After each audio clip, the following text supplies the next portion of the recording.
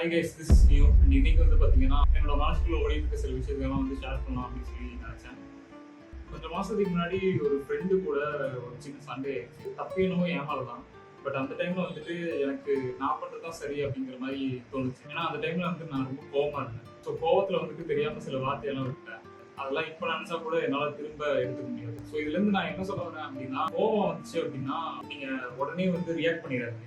எனக்கு தெரியும் இது வந்து எவ்வளவு கஷ்டம் அப்படின்னு. பட் ஒன்ஸ் நீங்க ரியாக்ட் பண்ணிட்டீங்க அப்படின்னா அதை உங்களால வந்து அன்டூ பண்ண முடியாது. அதனால வந்துட்டு நீங்க உங்க ஃப்ரெண்ட்ஸ் கூடயோ இல்ல உங்க ஃபேமிலி கூடயோ உங்க சரௌண்டிங்ஸ் கூடயோ வச்சிருக்க ஒரு ரிலேஷன்ஷிப் வந்து மொத்தமா ரீடிஃபைன் ஆகும். ஜென்ரலா கோவம் வருதுங்கிறது ஒரு இயல்பு தான். அந்த டைம்ல நம்ம பண்றதுதான் சரி அப்படின்னு சொல்லி நமக்கு தோணும். நம்மளால வந்து ரேஷனலாவே திங்க் பண்ண முடியாது. நம்ம மேலதான் தப்பு அப்படின்னு சொல்லி ரியலைஸ் பண்ணதுக்கு அப்புறமும் நம்ம வந்து சாரி கேட்காம இருக்கோம்னா அதுக்கான மெயின் ரீசன் நம்மளோட ஈகோ தான். Ego can either make you or break you.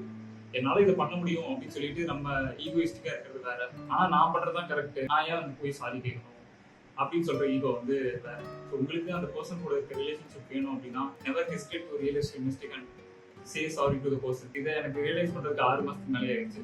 உங்களுக்கு அந்த ரிலேஷன்ஷிப் வேணும் அப்படின்னா நீங்க உங்களோட ஈகோவெல்லாம் விட்டுட்டு போய் சாரி கேட்கணும். எனக்கு அந்த ரிலேஷன்ஷிப் வேணும்னு நான் நினைக்கிறேன். ஸோ நான் இப்பவே போய் சாரி கேட்கலான்னு இருக்கேன். ஸோ இதே மாதிரி சில விஷயங்கள் என் மனசுக்குள்ள தோன்றப்போ நான் இந்த மைண்ட் நோட் மூலயமா நான் ஷேர் பண்ணலான்னு இருக்கேன். அடுத்து எப்போ ஒரு மைண்ட் நோட்டோட மீட் பண்ணுவோம்னு தெரியல. Until then, it's bye from me.